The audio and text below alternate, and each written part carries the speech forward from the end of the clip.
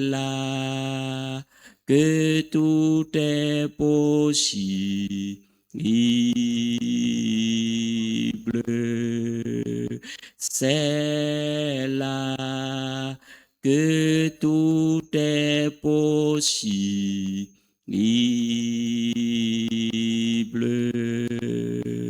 C'est là que tout est possible.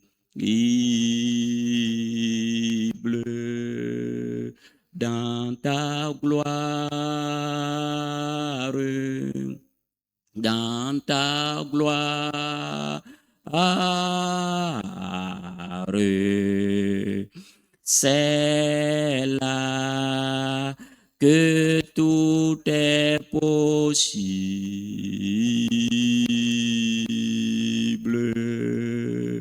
C'est là que tout est possible.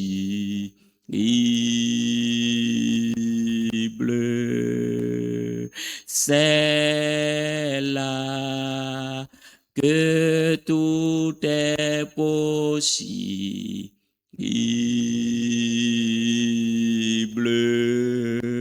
C'est là que tout est possible.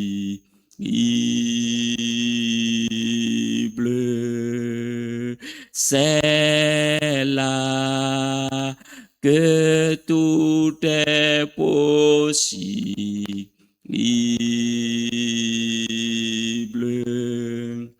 C'est là que tout est possible.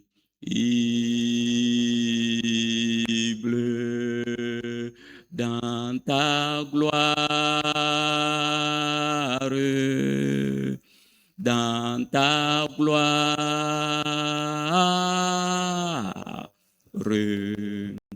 c'est là que tout est possible.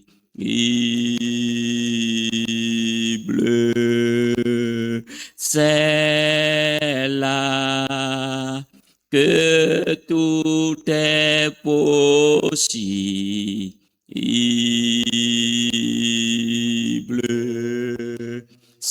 C'est là que tout est possible.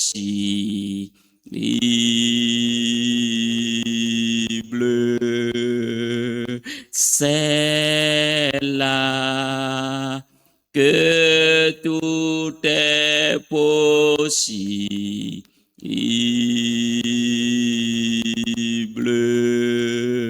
C'est là que tout est possible.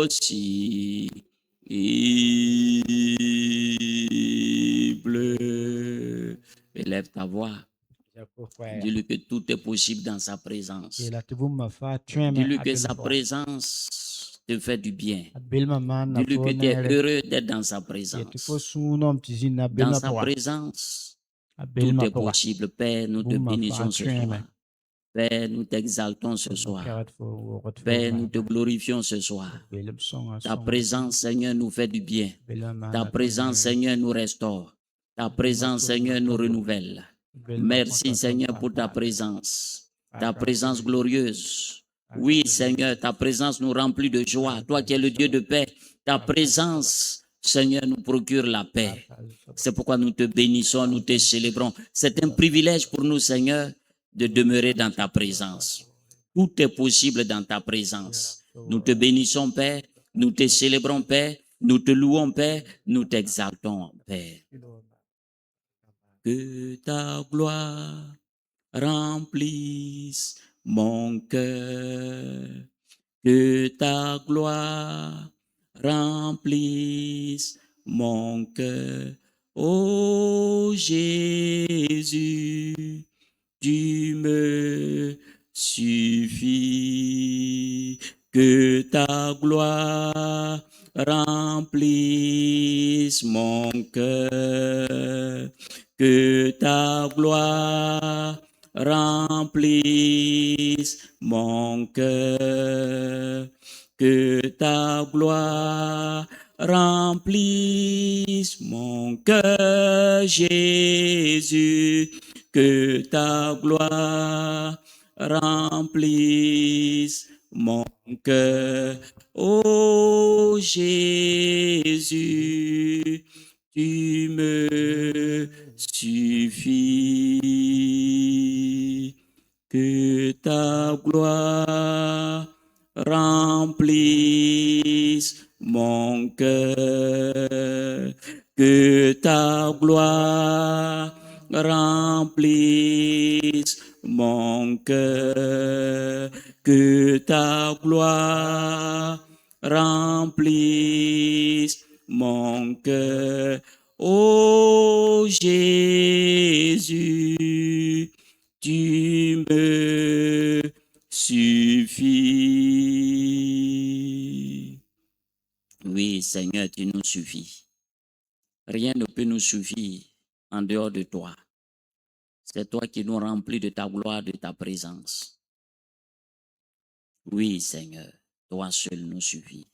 Toi seul nous remplis. Toi seul, que ta gloire nous envahisse. Ta présence nous envahisse. Sois béni, Seigneur. Sois exalté, Seigneur. Sois célébré, Seigneur. Sois magnifié, Seigneur. Merci, Seigneur, pour ta présence glorieuse. Oui, ta sainte présence. Ta présence qui se répand comme un parfum d'agréable odeur. Père, nous te bénissons, nous te célébrons. Merci encore, Seigneur. À toi la gloire, à toi la puissance, à toi la magnificence. Merci.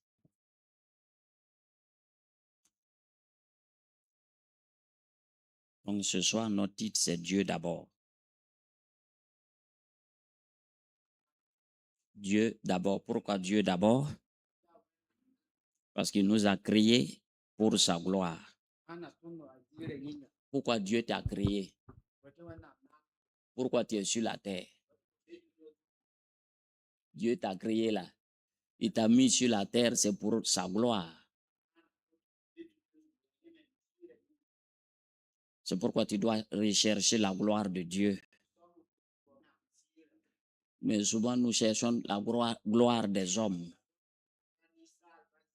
C'est pourquoi nous sommes insatisfaits. Les hommes vont toujours nous décevoir.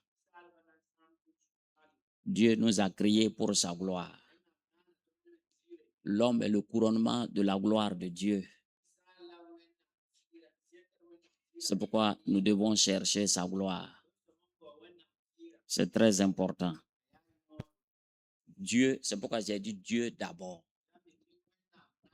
Alléluia.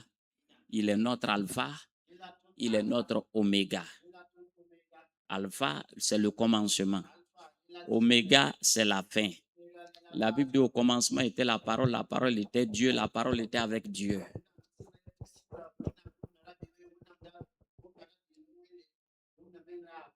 Tout commence par Dieu. Dieu n'a pas créé l'homme et puis il l'a déposé sur la terre et puis le laissa à son propre sort. Il dit vous par contre. Il parle de nous qui sommes ses rachetés. Vous êtes un peuple saint, un sacerdoce royal. Donc nous avons été rachetés pour servir à ses vertus. 1 Pierre 2,9, je crois. Souvent quand nous oublions ça, nous avons de sérieux problèmes. Il dit, vous au contraire, vous êtes une race élue, race choisie, élue. Mais souvent, on ne tient pas compte de ça. Un sacerdoce royal. Donc, sacerdoce, ça veut dire sacrificateur. Royal des rois. Une nation sainte. Un peuple acquis. Le mot acquérir, ça c'est un terme comptable, ça veut dire acheter. Afin que, pour quelle raison? afin que vous annonciez les vertus de celui qui vous a appelé des ténèbres à son admirable lumière.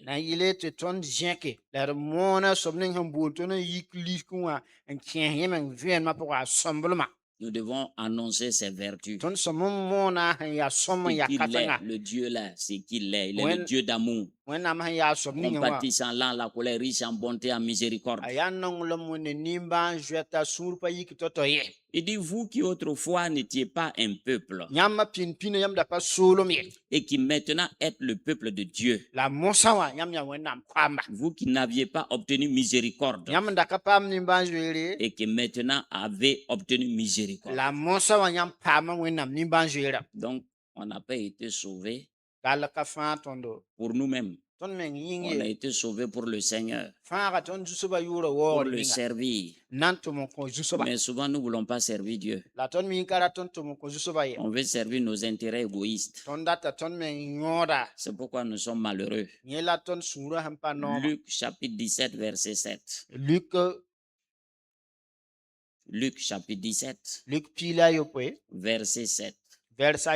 Il dit, qui de vous, ayant un serviteur qui laboure ou paie les troupeaux, lui dira quand il reviendra des champs, approche vite et mets-toi à table.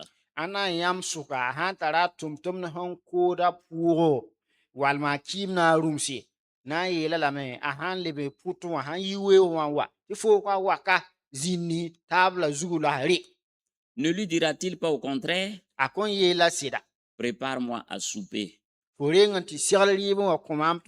ceins-toi et serre-moi jusqu'à ce que j'aie mangé et bu. Après cela, toi tu mangeras et boiras.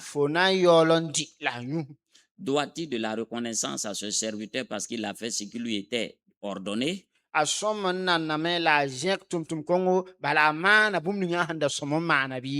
de même, quand vous avez fait tout ce qui vous a été ordonné, dites, nous sommes des serviteurs inutiles. Nous avons fait ce que nous devions faire. Amen. Donc, vous voyez, le jour où moi j'ai lu ce verset, il dit, ah, là, c'est bizarre. Hein? Parce que la pensée moderne ne peut pas accepter ça. Là. La pensée occidentale ne peut pas accepter ça. Là. Parce que ça, c'est de l'esclavage pur. Pourtant, c'est l'un des plus grands principes du royaume. Il dit, qui de vous aussi il est un serviteur? Il a travaillé toute la journée au champ, sous le soleil. Il vient le soir. Au lieu d'aller se reposer, tu lui dis, manger et puis se reposer. Tu lui dis non, il n'a qu'à aller se laver et puis venir te préparer à manger. Quand toi tu vas finir de manger, il va débarrasser la table. Maintenant, lui, il peut maintenant s'occuper de lui-même. Il dit, qui est? Il dit, Jésus, ton enseignement est fort. Hein?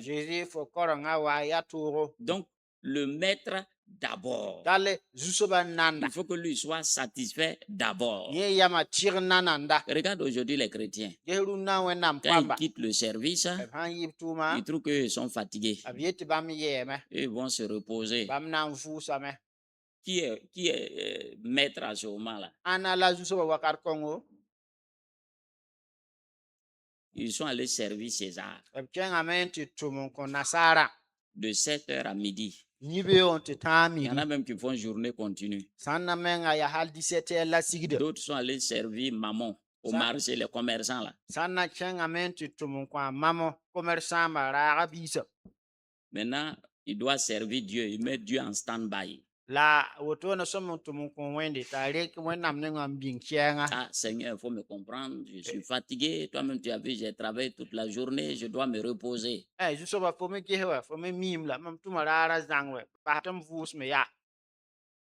C'est qui t'a donné la vie, c'est pas Dieu, non. Qui t'a donné le travail là, c'est pas Dieu, non. C'est qui te bénit, c'est pas lui, non. Maintenant, lui, tu lui donnes les restangolos. Souvent, même les restangolos, encore, tu lui refuses son restangolo. Il dit,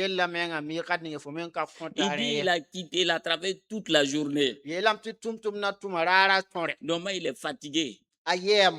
Il dit, il veut se reposer, il dit pas question. Il faut que son maître soit satisfait d'abord, avant que lui ne s'occupe de lui-même. Quand j'ai regardé ça, il dit,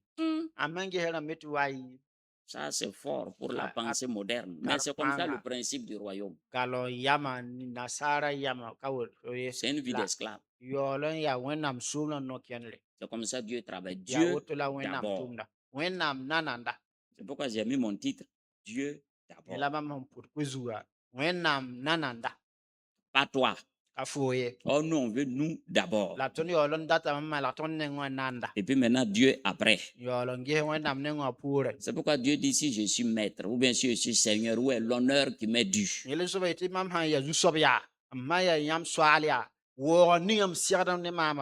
Depuis quand le serviteur a plus d'honneur que son maître ou son seigneur? Malheureusement, nous on veut que Dieu nous serve. Nous on ne veut pas servir Dieu. Tout le problème est là. On va aller dans Exode 23. Exode 23. Il y a des passages que j'ai vus dans la Bible, ça m'a choqué. Moi, j'ai rien, j'ai dit. J'ai dit, waouh. Il dit, ça c'est fort, hein? Proverbe 23. Non, Exode 23. Verset 25. C'est un passage, chaque fois je m'arrête et puis je le regarde. Chaque fois, depuis que j'ai vu ce passage-là, Exode 23, 25. Il dit, vous servirez l'Éternel votre Dieu. Tu sers quel Dieu? Quel Dieu toi tu sers? Vous servirez. Est-ce que tu peux servir d'abord quelqu'un que tu ne connais pas? Il faut bien le connaître pour le servir. Quand tu le connais, tu sais ce qu'il veut. Si tu ne le connais pas, tu ne sauras pas ce qu'il veut. Il dit, vous servirez l'Éternel, virgule. Son nom, l'Éternel Yahvé, virgule, votre Dieu. Et il bénira votre pain et vos eaux. Autrement dit, il va bénir ton travail. Il va bénir l'œuvre de tes mains. Il va bénir ta nourriture. L'Éternel bénira votre pain et vos eaux. Et j'éloignerai la maladie du milieu de toi. Les gens ne veulent pas servir Dieu. Et puis ils veulent que Dieu les bénisse. Ils veulent la bénédiction, mais ils ne veulent pas servir Dieu. Ils veulent aller servir les Baals et les Astartés. Il dit, j'éloignerai la maladie du milieu de toi. Il n'y aura dans ton pays ni femme qui avorte, ni femme stérile. C'est-à-dire, il va te rendre fécond. Je remplirai le nombre de tes jours. Ça veut dire que tu vas vivre longtemps. Regardez comment les chrétiens meurent aujourd'hui comme des poulets. J'enverrai ma terreur devant toi. Je mettrai en déroute tous les peuples chez lesquels tu arriveras. Je te donne la victoire contre tes ennemis. Je ferai tourner le dos devant toi à tous tes ennemis.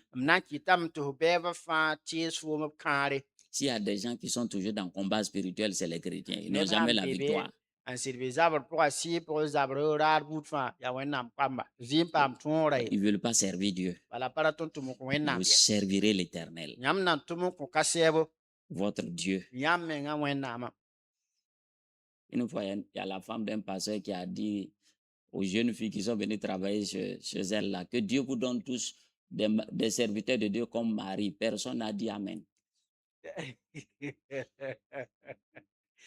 dit, mais que pourquoi?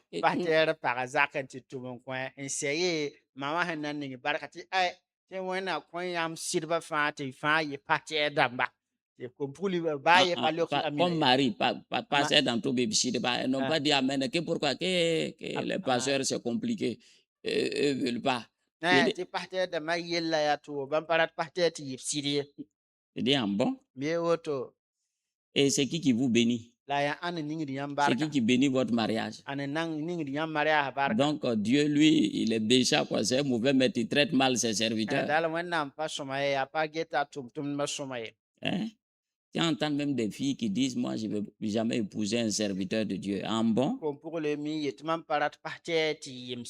Donc, ces serviteurs de Satan, tu vas l'épouser.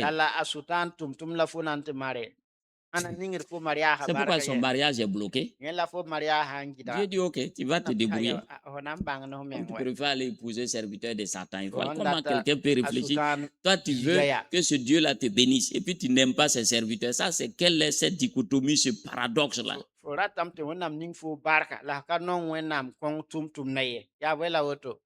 Ça, c'est fort, hein? Un pasteur, il est plus qu'un président. On n'a pas la révélation, c'est grave. C'est pas parce que tu as vu un pasteur souffrir que tu vas prendre pour généraliser.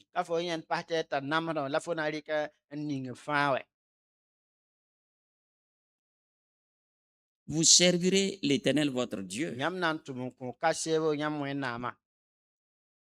Et l'Éternel bénira ton pain. Il va bénir tes eaux. Quand on dit serviteur de Dieu, ça ne veut pas dire forcément que tu es pasteur, que tu es prophète, que tu es apôtre. Chacun d'entre nous ici là, est serviteur, servant de Christ. Chacun d'entre vous, ici. Ce n'est pas forcément quand tu portes la fonction de pasteur ou de prophète.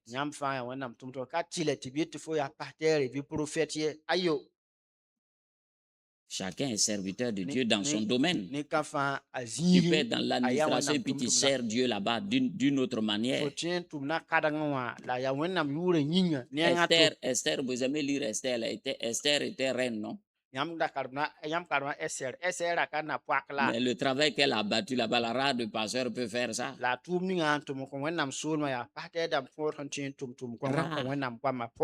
Une intercesseuse extraordinaire.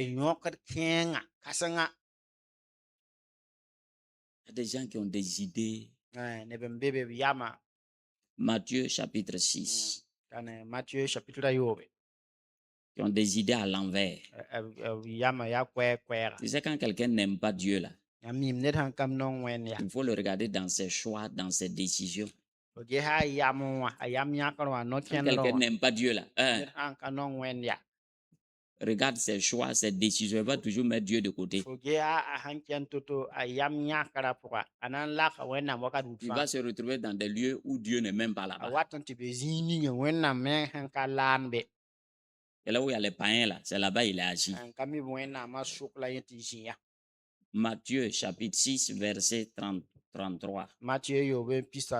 On va lire à partir du verset 31. Il dit, ne vous inquiétez donc point. Ça dit l'homme moderne. Il n'y a pas quelqu'un qui s'inquiète autant comme l'homme moderne. S'il y a quelqu'un qui l'inquiétude, même les jeunes de 15-16 ans vivent dans l'inquiétude. Il faut enlever l'inquiétude dans ton cœur. Il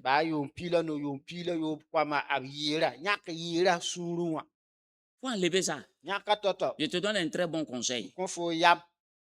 Si tu veux vivre longtemps, si tu veux avoir la victoire. Parce que moi, j'ai combattu ça.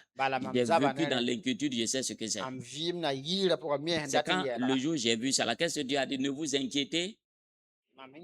Faut te répéter ça. Dis à ton âme, là, quand tu te lèves le matin, ne t'inquiète pas, mon âme. Ne t'inquiète pas, ne vous inquiétez de rien. Parce que l'inquiétude te vole ta paix. L'inquiétude te vole ta joie.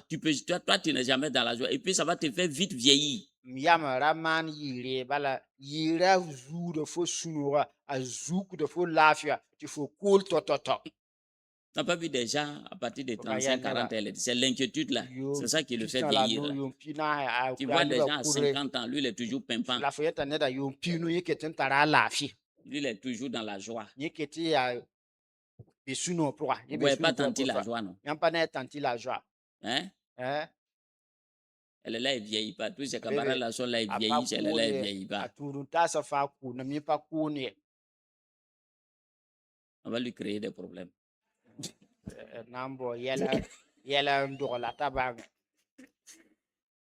Moi, j'ai connu une vieille. Quand j'étais petit, jusqu'à présent, la vieille là m'a marqué. Elle est toujours joyeuse. Quand tu vois son mari, là, il va mourir demain, mais la vieille là, elle est toujours joyeuse. Quand la voit là, elle marche vite comme ça, là qu'elle va près de 80 ans. Mais elle est toujours joyeuse. C'est pourquoi la joie du Seigneur est ma force. Tu vois des jeunes filles, elles s'inquiètent pour leur mariage. Toi, à 18 ans, 20 ans, tu t'inquiètes pour ton mariage. Ça te vole ta paix. Tu t'inquiètes pourquoi? Tu as quel problème? Tu as vu les autres se marier, toi aussi, tu es là, tu t'inquiètes. Il faut enlever ça dans ta tête. Là. Un jeune de 22, 25 ans, il s'inquiète. Mon ami, laisse ça tomber. Il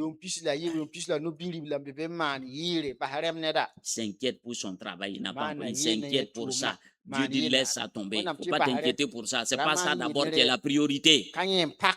La plupart des jeunes filles, à chaque fois que je vous parle, parce que je suis passé par là.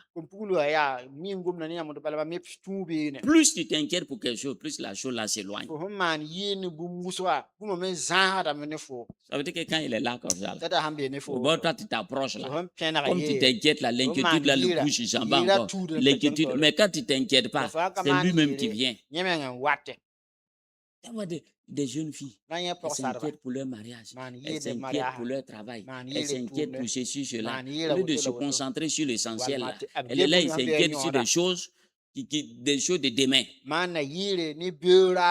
Tu as quel problème? Tu as écouté des prédications bizarres, tu as écouté les gens bizarres. Si Dieu t'a créé, il a créé ton mari. Et ce sont les inquiétudes là qui vont te pousser à aller faire des compromis. Tu vas aller prendre ce que tu ne dois pas prendre. Et puis maintenant, tu es assis. La pièce originale que Dieu a préparée pour toi, là, à force de trop t'inquiéter, là, c'est chose, je ne sais pas ce que je... au contraire de l'original, là, c'est quoi, là? C'est l'adaptable, là. C'est ça que tu vas aller prendre.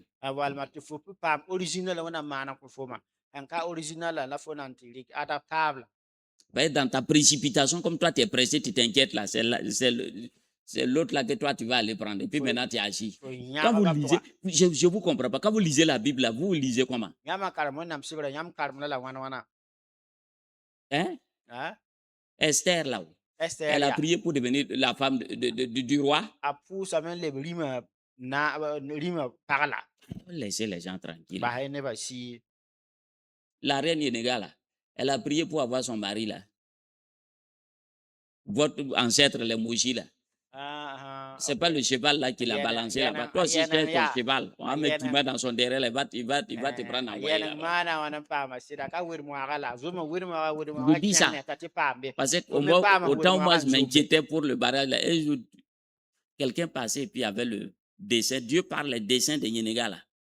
Quand j'ai regardé ça, Dieu dit, il dit, regarde la femme là. Son histoire là, tu connais, non? Puisque comme moi, je suis un homme. Il dit, comment elle s'est mariée? Il dit, c'est son cheval qui s'est emballé. Pourtant, c'est une bonne cavalière. C'est une guerrière. Elle maîtrise le cheval. Mais on ne sait pas quel esprit a saisi le cheval là. Elle a perdu le contrôle. Le cheval a disparu avec elle dans la brousse. Un gars était assis tranquillement. Il ne sait pas si c'est un basier ou bien qui là. Il était assis tranquillement en brousse. Lui, il priait même pas.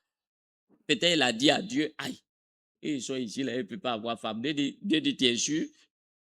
Et puis en temps, il voit un cheval blanc, et puis c'est une jeune fille qui est là-dessus qui apparaît. Il dit, mais ça c'est un démon ou bien c'est quoi?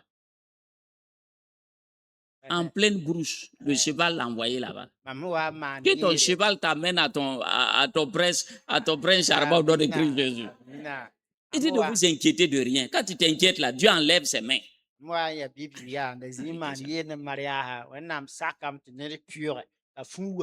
faut chercher d'abord les choses essentielles.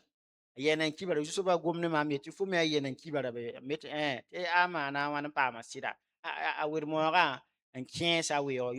papa même ne voulait même pas qu'elle se marie parce que c'était une bonne guerrière. Puisque chez les Boussiers, on te prend donné, puisque c'est une princesse, on te prend donné. Son papa refuse de lui donner en mariage parce que c'est une guerrière. L'histoire raconte qu'un jour, elle a fait son champ de gombo derrière la maison. Jusqu'à ce que le gombo a produit, c'est devenu sec. Le champ de gombo, là, c'est devenu sec. Donc, son père est passé. Que c'est qui a laissé son champ sécher au lieu de récolter? Il est là, il traîne là.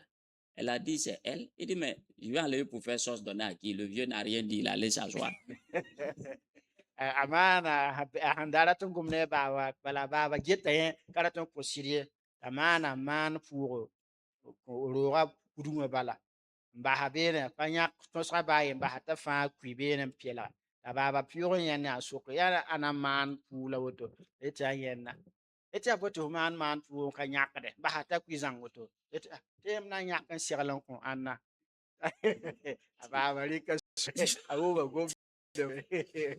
Il n'a rien dit, il a pris ça.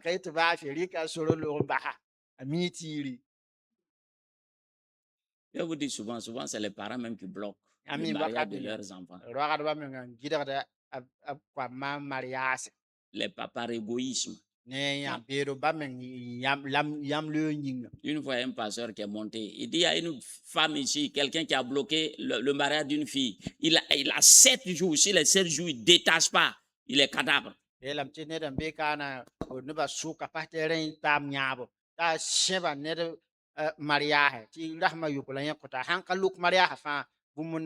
Après le culte, le pasteur était assis dans son bureau. Une vieille femme qui est rentrée en trompe, groupe. Il dit à quoi? Que la prophétie là, que c'est elle. Il dit, ah bon, toi, que c'est sa propre fille. Elle a lié son mariage. Elle-même, sa propre fille. Il dit,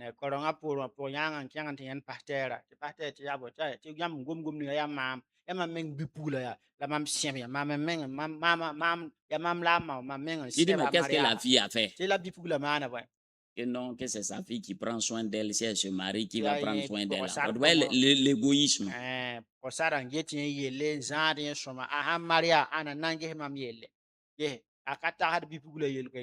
Égoïste. Le pasteur a appelé le fiancé là. Il a appelé la fille là. Il dit, bon, promettez-moi que quand vous allez vous marier, vous allez prendre soin de la vieille là. Il dit, ben c'est notre maman, on ne va quand même pas l'abandonner, on va prendre soin d'elle. Il dit, maman, tu as entendu, non? Il faut aller détacher. Il faut aller détacher. Il y a une autre encore. 45 ans. Elle n'est pas mariée. Le pasteur et puis la fille a pris, ça prie. Un jour, le pasteur s'arrête. Dieu m'a révélé. Tu as marié ton papa. J'ai vu que tu étais en train de faire mariage avec ton papa. Et du comment ça? C'est ce que Dieu lui a montré. Donc, qu'est-ce qui se passe? Elle allait demander à son papa. Que son papa a fait, le pasteur a eu ce rêve là. Il s'est arrêté. Il dit, ton pasteur là, c'est un homme de Dieu. C'est un homme de Dieu. Il dit, en bon? Il dit, effectivement, à ta naissance, ta maman est décédée à ta naissance parce que la grossesse a été difficile. Et comme c'est une fille, donc j'ai dit, dans ce cas, elle va remplacer sa maman, c'est elle qui sera ma femme. La parole a lié l'enfant. 45 ans, il n'y a pas moyen. Elle est la femme de son papa. Vous voyez? C'est pourquoi faites attention aux paroles que vous dites. Dans les temps de découragement, il ne faut pas dire des paroles. La parole, ça attache. Ça te lie. faut faire attention. Donc, ne vous inquiétez pas ce que tu vas manger, ce que tu vas boire, ton travail, ta sécurité. Dieu faut faire Dieu est ton père ou bien il n'est pas ton père. Ou bien tu n'as pas fait de Dieu ton père. Si Dieu est réellement ton père naturel aussi bien, il prend soin de toi, lui qui est méchant là, et Dieu qui est bon là, pourquoi lui ne va pas prendre soin de toi? Pourquoi toi tu ne peux pas lui faire confiance? Il dit nos parents qui sont méchants là, ils prennent soin de leurs enfants. Et lui, Dieu qui est bon là, il dit homme de peu de foi. Et ne vous inquiétez de rien. Bannis l'inquiétude de ton cœur. Parce que l'inquiétude te vole ta paix. Ça te vole ta joie. Ça vole même ta vision. À cause de ça, toi, ta vision, c'est les choses de la terre. Mais tu t'inquiètes pour ça. La plupart des chrétiens s'inquiètent des choses de la terre, le travail, la famille, la sécurité financière. Ils s'inquiètent beaucoup plus de ça que des choses de Dieu. Ils n'ont pas confiance en Dieu. Ça, c'est secondaire.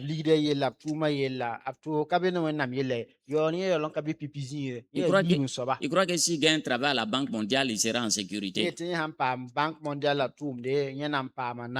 Dieu n'a jamais été ta sécurité.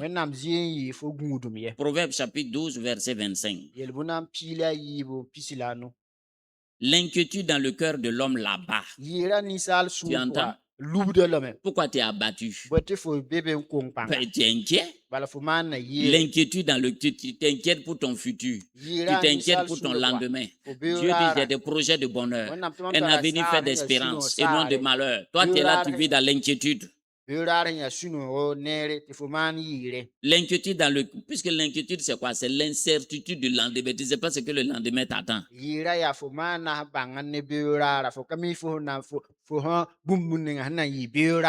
L'inquiétude dans le cœur de l'homme là-bas. Mais une bonne parole le réjouit. Par exemple, Gilda s'est assis. Il a joué PMB. Il est assis là. Il n'est pas trop content.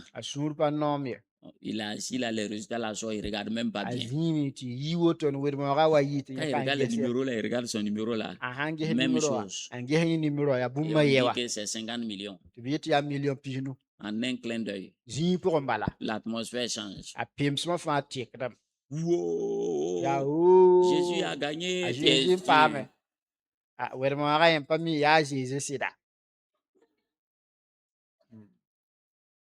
Ça m'étonnerait s'il amène 10 à l'église. 5 millions, c'est trop pour le pasteur. Il faut donner 500 000. Pendant un mois, on ne le voit pas. Il a Silimandé. Sa vie a changé. Donc, une bonne nouvelle. Une bonne parole le réjouit. Mais quand ton cœur est dans l'inquiétude, tu as fait bac. On dit résultat, c'est début. Tout le monde est inquiet. On dit c'est aujourd'hui à 15h. Candidat approché. Il dit toi, il faut aller. Moi, je ne suis pas pressé. Il faut aller, il faut avancer. Moi, je ne suis pas pressé. On attend les noms. Son cœur est là, pim, pim, pim. S'il entend une bonne nouvelle, wow! S'il n'entend pas son nom, wow! Dieu, pourquoi tu me fais ça? Dieu t'a rien fait. Laisse les gens tranquilles ici. Proverbe 15, verset 13. Un cœur joyeux rend le visage serein. Donc il faut cultiver la joie. Quand tu te lèves le matin là, oublie tes soucis. Les bontés de l'Éternel ne sont pas. Il faut chanter à tue-tête. Pendant ce temps, ton cœur là, toi, tu n'es pas content, mais tu chantes à tue-tête. Oui, vous savez moi ce qu'il fait moi dans mon imagination là. Je vois Satan qui est assis. Parce que lui, il a pompé l'atmosphère la nuit. Moi, le matin, moi, je ne dois pas être content. Donc, pour l'énerver, là, moi aussi, je chante à tue-tête. Je chante à haute voix. Les bontés de l'Éternel ne sont pas. Pendant ce temps, mon cœur est là, il dit non. Épuisé, ses compassions ne sont pas à leur terme. Elles se renouvellent chaque matin. Elles se renouvellent. À ce bas, Satan, il dit, mais lui, là, malgré que j'ai pompé lui, il est là, il chante. Qu'est-ce qu'il dit par là? C'est la journée. La plupart vos chants, c'est à l'église. Les chants à l'église, même à la maison. C'est la journée que le Seigneur a fait. Que le Seigneur a fait. Qu'elle soit pour moi. Qu'elle soit pour moi un sujet de joie. Un sujet de joie. C'est la journée que le Seigneur a fait. Qu'elle soit pour moi un sujet de joie. Faut chanter ça. Lui, Satan est énervé. Il a quel problème? On fait tout pour qu'il ne soit pas content. Lui, il est content. Il chante à tue-tête. Mais tu mets adoration bien sur les puis tu es là, tu chantes pas. Toi, tu sais pas ce qui t'attend, tu Satan te fait peur. Toi, tu es là, tu chantes. Alléluia, oh. Alléluia, oh. Tu chantes en dansant. Ça, Satan n'aime pas ça. Vous ne savez pas, moi, il y a un grand imaginatif. Et je là, je le vois ici. Je le dis là. Il va sortir sur la tête. Moi, je te dis la bouteille, toi, Satan, je connais mal. Il dit Alléluia, gloire à Jésus. Tu vois ma femme sur saut et toi, tu diras, il est en train de mener un combat. Il faut ouvrir ta bouche. C'est pour énerver ça. Je me rappelle quand j'étais jeune chrétien là. C'est dimanche. Moi, j'ai pas lu. Mot de tête. Mon corps chauffe. À 14h, on doit aller à l'évangélisation. Puis, c'est à 6h. On quitte pour aller à 6h. Si c'est pas 6h, c'est Rim qui est derrière Tambouille là. Mon corps chauffe. Donc, quand je suis vers les 13h, là, ça n'a pas support là. Il dit, me prenez mal. Peut-être c'est mes pieds qui partagent. 13h30, je me lève. Quand je pars, je suis assis. Je m'éloigne, je ne vais pas toucher. Je vois mon corps est chaud. Quand je touche quelqu'un, là, il dit, mais toi, c'est pas quand je le touche que tu n'es pas à la maison, donc pour éviter, il me met à l'écart. Quand les véhicules non rentrent dedans, on est parti. Et puis c'est à 19h, on revient. La température est normale. Le dimanche, encore, ça chauffe. À ce moment, tous les dimanches, là, le premier temple, là, quand le culte finit, le papa dit ceux qui sont malades, ils n'ont qu'à attendre. C'est ce qu'il faisait tous les dimanches. Moi, toujours, moi, je suis parmi les malades. Ça attend dimanche, là. Il prie là.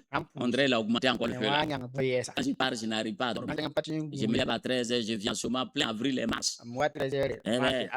On part pour l'évangélisation. Pendant un mois, il a vu qu'il ne peut pas m'arrêter, il m'a laissé tranquille. Pour lui là, parce qu'il y a un cabri. Donc, c'est ça qui a fait que j'ai vaincu le palu. Je peux taper 500 palus. Vous avez petit mot de tête. C'est l'occasion pour rester en bas des matelas. Et puis, vous rentrez au bénédiction. Un petit mot de tête. C'est mal me connaître. Tu ne m'arrêteras. Moi, je sais ce qui est devant là. C'est quelle maladie qui vient tous les dimanches. Quand tu ne vois pas que c'est satanique, les dimanches, lui ne chauffe pas mon corps. C'est dimanche, lui chauffe mon corps. Mais il y a des chrétiens qui se laissent prendre. On dit qu'est-ce qu'il y a? Un petit rhume. Il est trop petit pour m'arrêter. Vous n'êtes pas violent, c'est cette violence. C'est cette violence. Mais lui, on pique un peu ses fesses là. Piné créé, j'ai calme pour les pieds. Quand j'étais nouveau créé, j'étais un vrai fanatique. Personne ne peut m'arrêter. Un vrai fanatique. Donc, Proverbe 15, verset 13, il dit un cœur joyeux rend le visage serein. Mais quand le cœur est triste, l'esprit est abattu. N'a pas vu en mourir. Ton cœur est abattu. Ton cœur est gâté. Proverbe 17, 23. C'est pourquoi Jésus te dit, parce que l'inquiétude te vole, ça te vole ta joie. Chaque fois quand je vais m'inquiéter, Jésus a dit ne t'inquiète pas. Jésus a dit ne t'inquiète pas. Jésus a dit ne t'inquiète pas. Proverbe 17, 22. Un cœur joyeux est un bon remède. Mais un esprit abattu dessèche les os. Tu entends? Que ça dessèche les os. Tu as vu les os desséchés des choses là. D'Ésaïe 37 là. Tes os sont secs.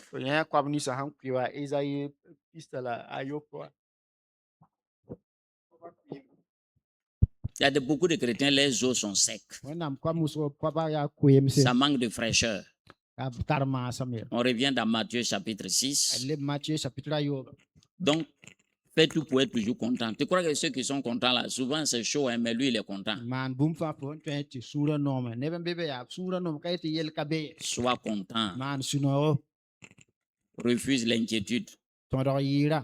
Ce sont tes pensées. Tu t'inquiètes pour le mariage, le travail, toutes tes études, tu t'inquiètes pour des parents, tu t'inquiètes pour ça. Tu contrôles quoi?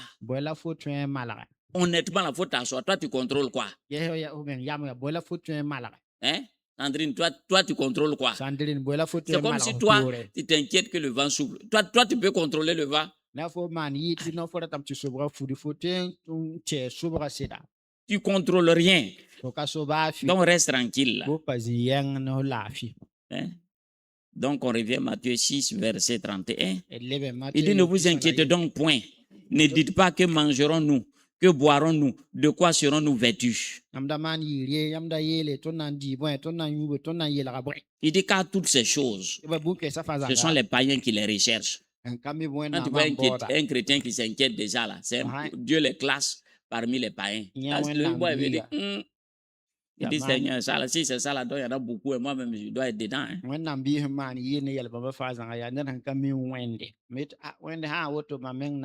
Car toutes ces choses, ce sont les païens qui les recherchent. C'est pourquoi ils ne viennent pas à l'église, ils sont pas où là, ils sont là-bas. 5 heures du matin, ils sont sur les routes, ils font acrobatie sur la voie publique. Tout ça, c'est aller au grand marché, ils courent partout.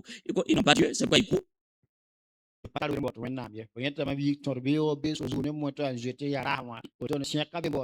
Il dit, votre céleste, c'est que vous en avez besoin.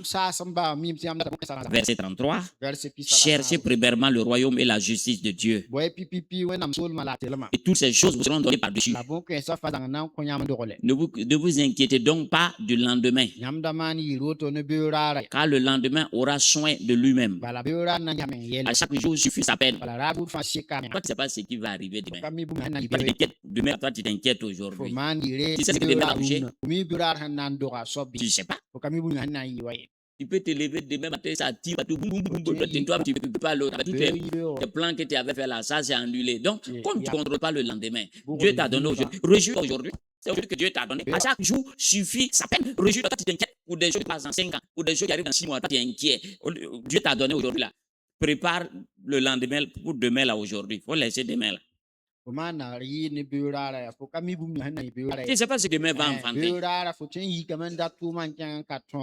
Voilà. Dans le lendemain, il est paralysé.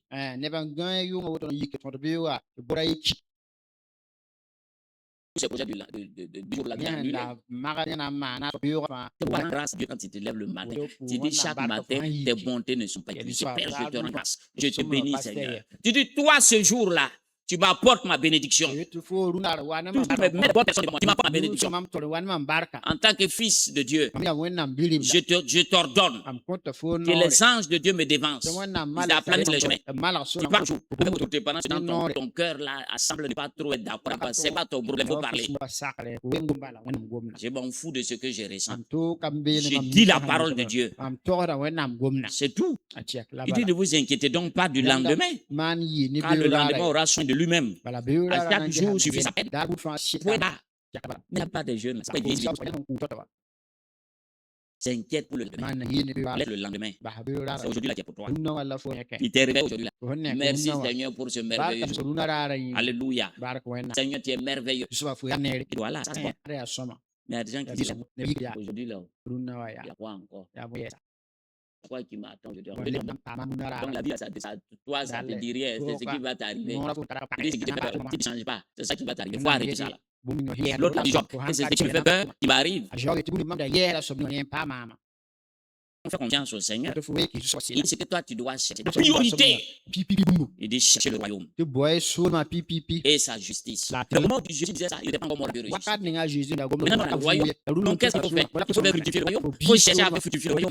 Il faut chercher la gloire de Dieu. Il faut chercher à plaire Dieu. Cherche la volonté de Dieu. Le royaume des cieux, c'est quoi? Romains 14, verset 17. Romains chapitre 14, verset 17. Et le royaume des cieux, ce n'est pas le manger et le boire. C'est écrit là-bas, non? Car le royaume de Dieu, ce n'est pas le manger et le boire, mais la justice, la paix et la joie, tu vois?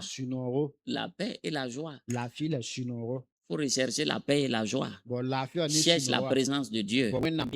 En adorant Dieu, louant Dieu. Dieu va embellir ta journée par le Saint-Esprit. Car l'homme de Dieu, ce n'est pas le manger et le boire, mais la justice, la paix et la joie par le Saint-Esprit. On va voir 2 Corinthiens 4, 10, 25 Corinthiens 4, 10, je ne sais plus. C'est entre 2 Corinthiens et 1 Corinthiens. 1 Corinthiens 4, verset. 1 Corinthiens 4, verset 20. Car le royaume de Dieu ne consiste pas en parole, mais en puissance. Alléluia, nous on aime là où il y a le power. Le royaume de Dieu ne consiste pas seulement en parole, mais en puissance. Tu dois chercher la gloire de Dieu. Mais aujourd'hui, donc ta priorité, c'est que toi tu dois, il dit toi tu dois chercher les choses de Dieu. Tu dois, on a vu le thème, c'est quoi cette année? Cherchons à connaître l'Éternel. Donc cherche à connaître Dieu davantage par la communion du Saint-Esprit, par la méditation de la parole. Quand tu te lèves le matin, tu commences à méditer, tu commences à proclamer, tu cherches la présence de Dieu, parce que c'est ça ton trésor. C'est ça qui va te donner le succès. Quand tu sors avec Dieu, les portes vont s'ouvrir devant toi. Quand on était païen là, quand on se lève le matin, on avait des watts. C'est comme un mot là, je suis mon tira. Je suis mon tira, ça veut dire médicament de chance.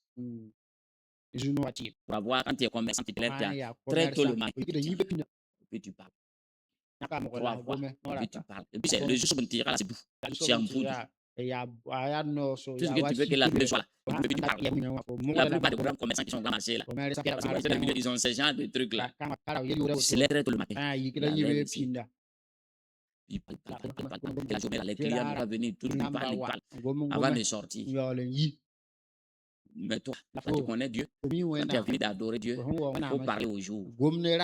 Tes anges sont là. Et ils vont courir pour aller l'exécuter. Mais si tu ne parles pas, tu es rien. Tu es mouka. Tu entends mouka. Mouka, moi ça veut dire. Le christianisme, ce n'est pas la religion, c'est une vie. Il y a des gens qui pouvaient les prières. Quand on était dans l'islam, j'ai même ma prière. Là-bas, là, tu fais ta prière, bien entendu, Dieu n'a pas besoin de te regarder. Moi, j'ai ma prière. Je veux que te dire quelque chose. Change ta manière de voir les choses. Quand tu vas prier, tu es dans la présence de ton Père. Tu parles à ton Père. Et si toi, tu as fait ta prière, tu ne vas y arriver. Quand tu fais ta prière, tu es c'est quelque chose qu'on t'a donné, tu fais ta gymnastique, puis tu enfourches à quelqu'un qui te regarde, tu as fini ta prière et puis tu es parti. Déjà, dit quand tu vas dans le lieu secret, il faut faire quoi? Hein?